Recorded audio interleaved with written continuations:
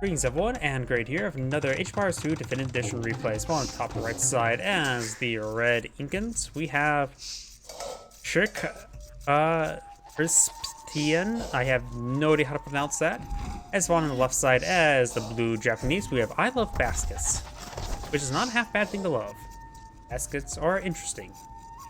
Sort of. Not sure how to describe it. Can't really dislike baskets. Oh, either way, we do have. Let's go ahead and cover each player's civilization bonuses. Incan civilization. They are, of course, a infantry civilization. Military units cost less food, 15, 20, 25, 30% in each age. Which is quite a bit, actually. That can make your... Oh, I suppose you don't have access to scouts in the Hussar line because you're Incans. Unique unit or villagers affected by blacksmith upgrades starting castle age. House support 10 population, so you can need to build less housing. Buildings cost 50% less stone, which affects both your town centers, barring your first town center, as well as your keeps, your castles, and your outposts, and most importantly. Unique units, the Kamyuk, which is a infantry unit with a spearman unit with a 1 range, and the Slinger, which is a variation of a counter archer or infantry unit, if I remember correctly. It was a similar role of a hand cannoneer, if I could be mistaken about that. Unique text: Andean sling, skirmishers, and slingers on minimum range, which is nice, but nothing really critical. And fabric shields, giving +1/+2 armor to Kamyuk slingers and eagle warriors. Oh, looks like there was a bit of a pause right there. We got these scouts pushing around. And now let's switch over to blue and see cover civilization benefits. So we've got these scouts moving around. Trying to find an opening there. One of them is a little bit wounded. The village account is still the same, so he didn't take out any villagers. Spearmen trying to stab them. And Japanese fishing ships get twice the hit points, but of course this is not a fishing map. And oh, they actually work faster per age. That's actually pretty good for a water map. Japan's like a jack of all trades civilization. You even get fully upgraded heavy cav archers. Lumber mining camps cost 50% less, which makes it so you can expand a little bit easier. And infantry is attacked 33% faster starting in feudal age, which is a really powerful bonus. These archers are slipping on through. There's 4 scouts here. They can pick off some of these archers, though there's a single spearman to poke them. Unique units, of course, the samurai, which is an anti-unique unit. Yasuma, which allows the towers to shoot extra arrows, makes all your towers fire 3 arrows. And Capateros, trebuchets fire faster and pack faster. With actuality, it makes them fire so quick or pack so quickly that if you pack up immediately upon firing, you can actually do no damage. Because when they are packed up, they have 0 attack. Team bonus, galleys get plus 50% line of sight, which could make them much able to be decent scouts if they were playing a water map. We've got some skirmishers now pulled on the field. Scouts push way forward as well.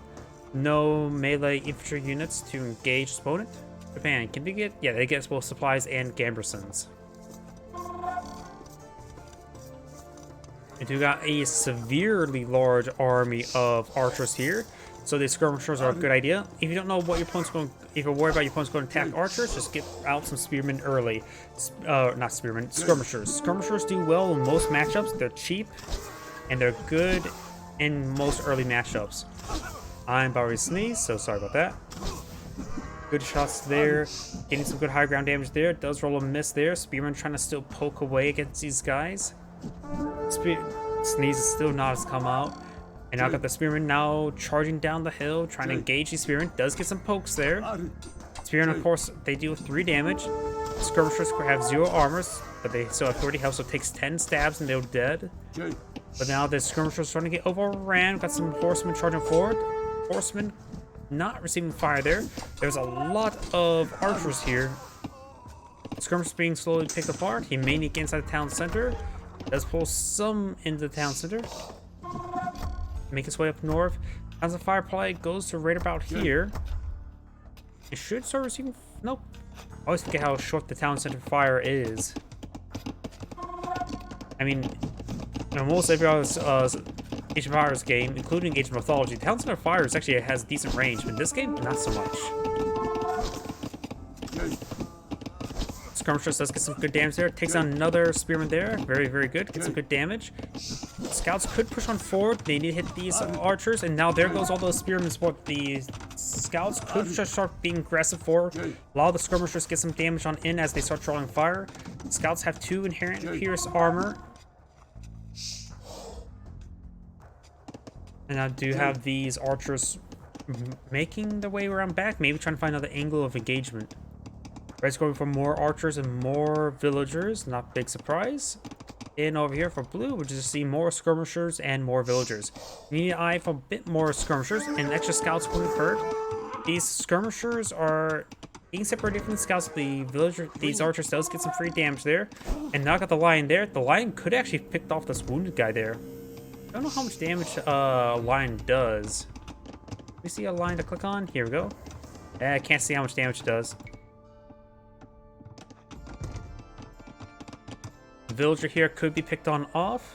Does run away in time. There is still a breach there. The villager trying to run away for his life. Yeah. Villager does have loom, so does have 2 inherent pierce armor on the villagers. And there's enough skirmishers to ward away against these archers.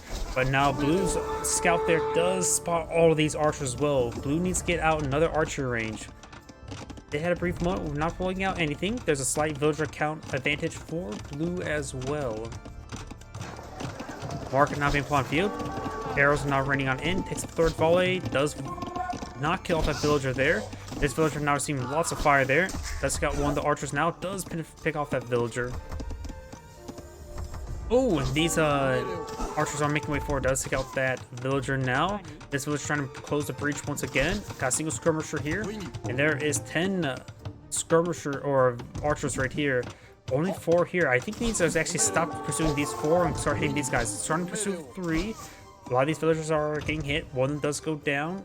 And I believe that is Castle Age. We do see Castle Age on the build queue.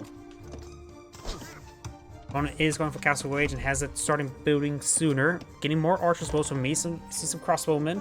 Spearmen do pop on out the archer range. But right now they're being hit by within their minimum range. Let's get a decent dodge there. Archer's now falling back. He's going to fall back to get a crossbowman bodkin arrow timing. Now I do got horse collar as well for red or blue. Castle Age is halfway done. He desperately does need to get out some more mobile units. Elite skirmishers probably be important as well. I'm pretty sure Japan should be able to get that. Yeah, the elite skirmisher. They can get most things. You just simply can't get paladins and hussars. Light cavalry good. Hussars upgrade as a marginal improvement compared to the scouts to light cavalry. And paladin's incredibly expensive. You hardly actually really see paladin. Even professional play, you mostly just see cavalier.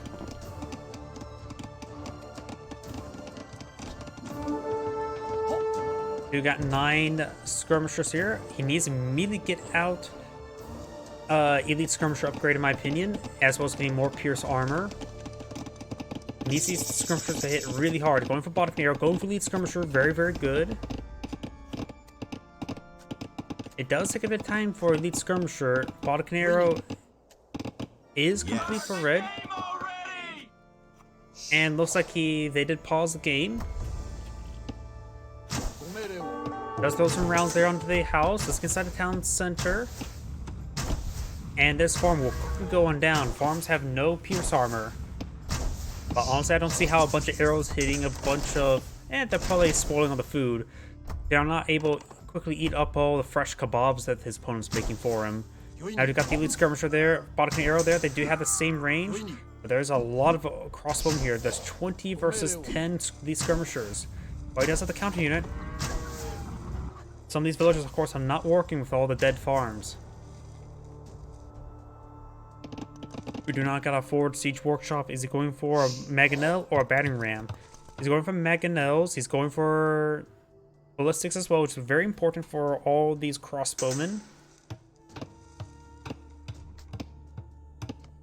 Japan can also go for Parthian tactic heavy cavalry archers in the future, but of course that is Imperial Age and not Castle Age. You can get cavalry archers there in transition.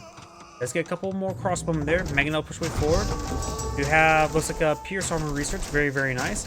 Currently, the crossbows do 7 damage. The elite skirmishers have 5 pierced armor, and once you get this research, it will put them to 6 pierced armor, reducing the damage output or damage received from these crossbowmen by 50%. Because it go from 2 damage to 1. Fair Mangonels on build queue. Now it's going for even some heavy, some cavalry archers. Though I don't think cavalry archers are actually that good in this point in time. As much as I keep pointing it out that the Japan can get heavy cav, fully upgraded stock cavalry archers, it's still probably not something that great at this point in time. It's when cavalry archers get all the research, they become a pretty good anti-archer unit as well, including Parthian Tactics, because Parthian Tactics give an additional, what, 2 pierce armor? I can't look it up from right here. Reds, Mangonel does fire another volley there. Oh, and receive a good hit there. Blue has another Mangonel put on the field. He may want to go for a battering ram. A battering ram will be very resilient to crossbow fire, as well as be able to punch some holes in the siege workshop. There's not enough skirmishers as well. He needs to get out more archer ranges. Or some horsies. Trying to focus on the Mangonel. Not getting any good hits there. Elite skirmishers are getting picked on off. We've got another Mangonel on the build queue. Villager count is in favor for Japan. We've got this Mangonel pushing before. Cannot raid town center.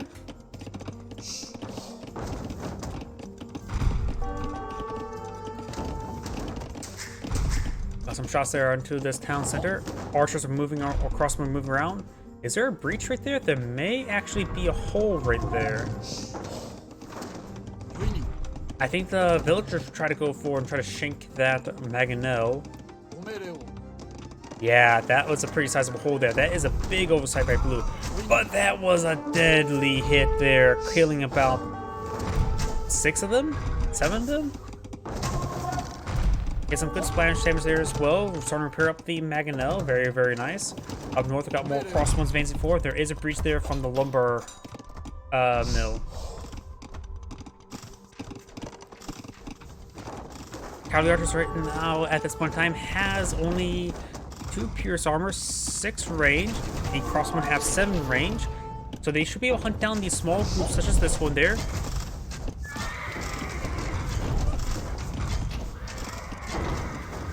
Mangonel does finish off these crossbowmen there. Look at that. There's actually a pile of corpses there. Sorry I missed that one. Looks like all the crossbowmen cleaned them up, which is very important for Blue. Blue's been not in a great position this entire game, but now he's going to pull out these heavy cavalry archers and push his way forward. You got now Blue's second or additional Mangonel pushing forward. No dodge there. Getting a direct hit there on Red's Mangonel. Let's see now. We do have infrastructure here. More crossbows being streamed on across the map. But the heavy cav archers, they could park themselves on the high ground there and just start intercepting the reinforcements. Red's Mangonel is down to 1 health. And here comes the heavy cavalry archers.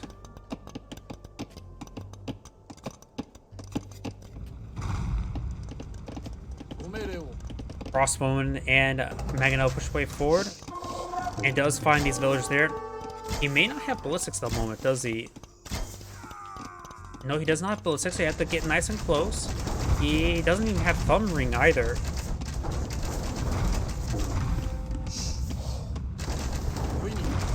Skirmisher trying to do some damage on these crossbowmen. Is getting some damage on the crossbowmen. More cavalry archers being blown up by the Japanese.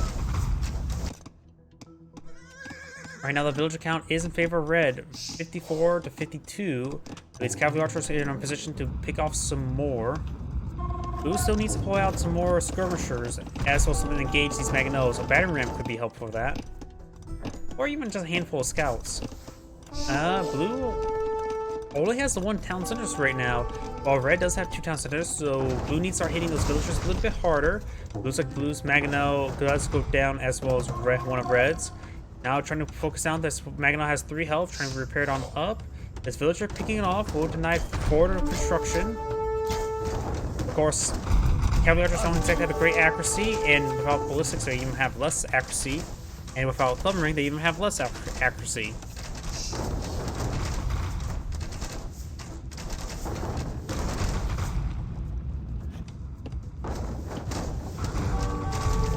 more archer ranges being put on the field. Very nice. Blue has deployed out another Maginot. Blue has still his 200 stone. Red's got some stone in as well.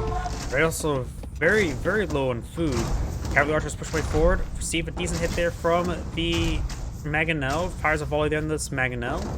And, oh, both goes down. That's a good trade for Red since he had less health.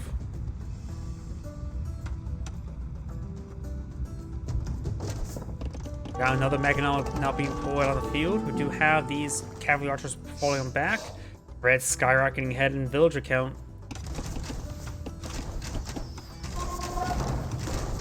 Annihilates a single crossbowman.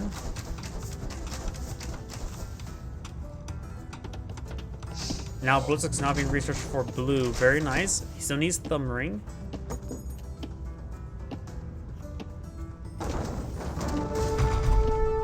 Both sides got a bit of a slice of damage there. Oh wait, no, his actually went fully down there. That was the archer range health. Push on forward. Let's see if Maginot out there. And blue does back of the game now. He just simply did not pull enough skirmishers. He wanted to go for heavy cav archers, but he simply was unsuccessful. This is Adam Great saying thank you for watching, and on to the next replay.